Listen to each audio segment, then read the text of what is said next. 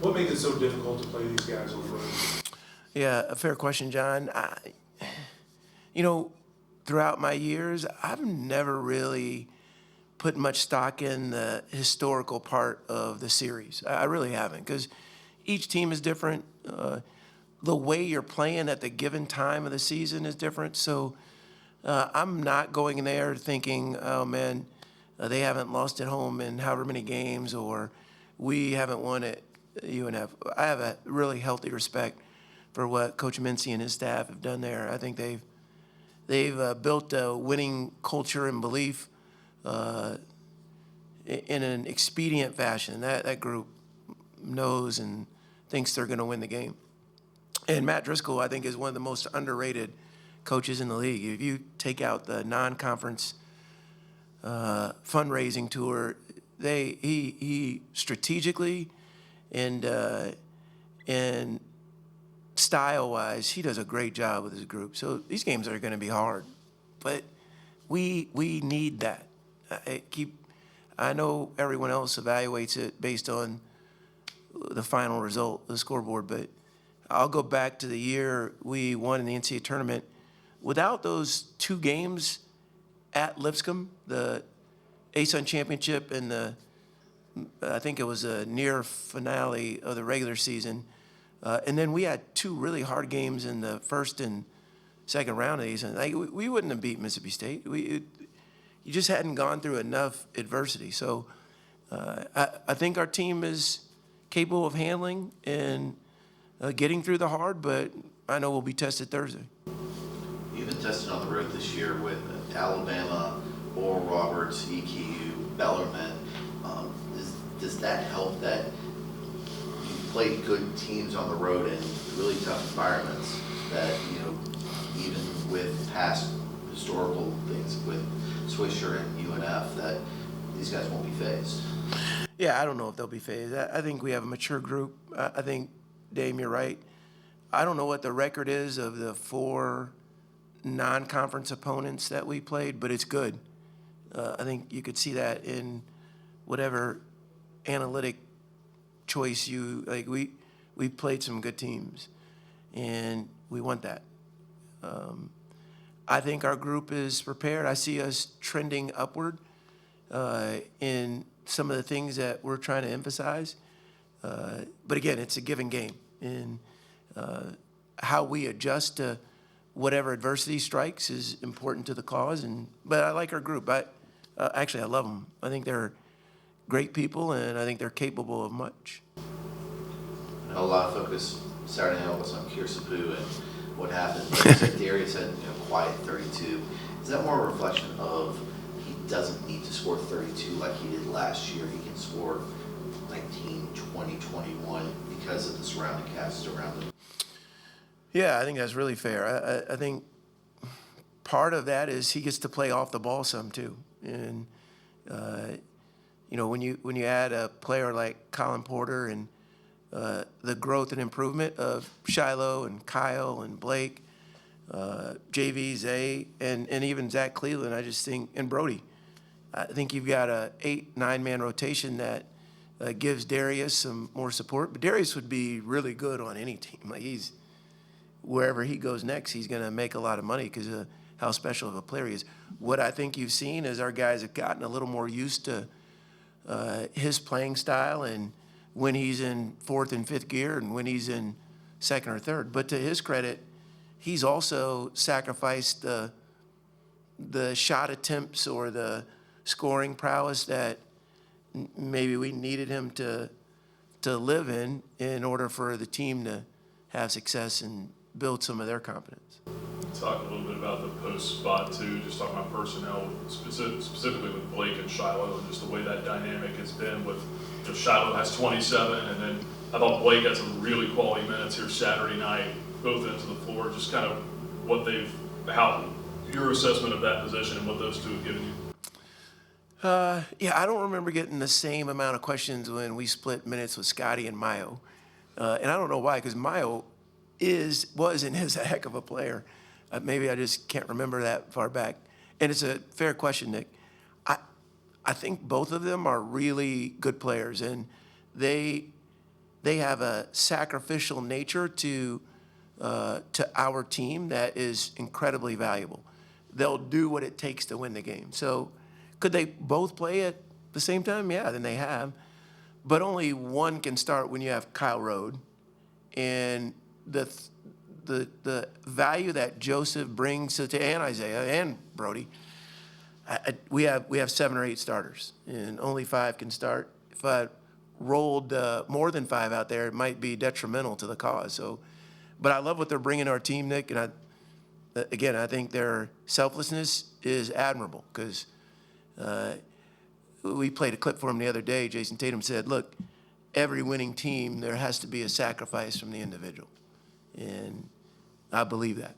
I think it's true. You talk about sacrifice. Brody was putting up some 6-man-a-year numbers earlier in the year, and he's not forcing his shot in these last few games, even within the offense, and the offense seems to be working still well through him. Is that one of the sacrifices where Brody's not getting these shots he's getting, and he's not forcing them to try to get in the scoring column?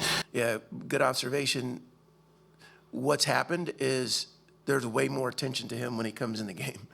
Like when you shoot over 50% from behind the arc, you're gonna catch some people's attention, and it's good for us because it creates more space. So the fact that he's not forcing it, and Brody actually has a pretty good in-between mid-range game. So I don't think his goal is to be 6th man of the year. I think his goal is to win the game. But really good observation. I think Peeves is doing a great job, and his minutes have continued to increase because I think he's trusted out there.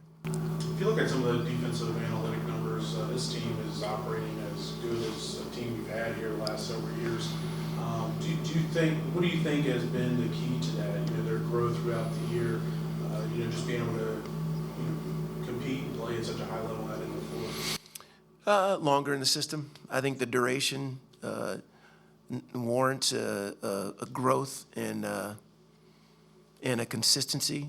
And then Colin's a really good defensive player, and he had a really good high school coach, and I think that helped accelerate his learning curve. And Isaiah, Joseph, Shiloh individually, those are 3 really, really good defenders. So, and then Kyle Rode is as smart of a defender as there is out there. Like that, I can't tell you the invisible things that he does that equate to our team's success rate on both ends. So I think our guys have a commitment to it, but I do know we need to get better if we're going to challenge for the top of the league. How's Zach feeling? He practiced yesterday, and we'll practice again today. When you mentioned where you need to get better to be at that top of the league, is it consistency? What particular areas are you guys identifying? Is this on YouTube? A little bit. It will be eventually. I think our zone defense and our 3/4 court press needs improve. Yes, sir. For Darius McKay, what do you think will be his legacy? Yeah, boy, that's a good one. I don't know if I'll coach another Darius McGee, given his talent level and humility. It's rare. Like you heard Kyle talk about it. Darius will talk to anyone, sign any autograph. He could score 2 or 3 points in a game, and if we won, he would be so excited for whoever scored the most points. That's just who he is. And I think what is understated in his time with us is his commitment to improving, because you can look at how many points he scores and get seduced into thinking that, wow, he's really good because he scores a lot of points. But he's improved defensively. He's taking care of the ball. He's making better decisions. He's got a voice in the locker room that when he says something, they listen. So much, or not unlike the guys that have gone before him, I think he'll long be remembered for a guy who is a phenomenal teammate and a really good player, instead of a really good player or a phenomenal player and a really good teammate. And then touched on a little bit, but what things have stayed the same about him throughout his time here, and what has changed? What stayed the same and what's changed? His poor eating habits have stayed the same. Cook out, yeah. He doesn't get enough sleep, which he's improved slightly, but needs to get better. What stayed the same is his trust in his teammates, his commitment to the we being more important than the me, and quite honestly, his investment in being a part of Liberty and the gratitude that he's had from day one, that he felt like we gave him an opportunity. I think that's reflected in he could have gone anywhere, and he chose to stay here. So he's a special young man. We got, I know you guys hear this, we have a locker room full of them, and it's our privilege as coaches to be able to journey with them because they're a great group. I'm going to follow on up for him. With his first year here being 18, 19, how much did it help him to be with the building blocks like Georgie, Lavelle, Yeah. Cuff, Scotty, Maya, those guys, to help so that way he has an appreciation for where this program is now? Yeah, really good question. Those are the OGs. Like, those are the guys that really went through the hard, endured. Maybe a younger version of me and our coaching staff that was dogmatic in your adherence to our culture. And I think because of the way those individuals handle it, Darius got a chance to witness it and partake, and has consequently modeled it for those coming after him. And again, I think when we bring our hands in and say family, I think it's something that we really mean. And because family just isn't just representing your blood relatives, but anyone that loves you unconditionally. And I think that's what we have going in our house. Ask you one about just mid-major hoops in general. Charleston, I think, won 18 in a row. FAU, like 16. Does that help the perception from a national standpoint of mid-major basketball, even programs like your own, when teams do things like that, and what your team has done over the last few years? I think it happens every year. I think it's different when you're ranked nationally. I think you get a branding opportunity that helps in all aspects. Charleston's having a great year. They've got a really good team. They benefited from hosting a tournament that they got a chance to host high major games, which is, as you guys know, a rarity. And now they're in CAA, and you're going to have a great night to beat them. So I think they're a worthy at-large candidate, and deservedly so. I haven't seen FAU as much, but Conference USA is a great league this year, and I think UAB was the preseason favorite. And there's some opportunities in those games to enhance your net. And I think that's even true in the ASUN this year. I think the ASUN's as highly rated as it's been in our 5 seasons here. So I think that always helps when a mid-major does well. If you go way back, I think 2019 when Wofford was a 7 seed, I think that's the aspiration of all the mids. To get a single-digit seed would be remarkable, and because it's hard to do.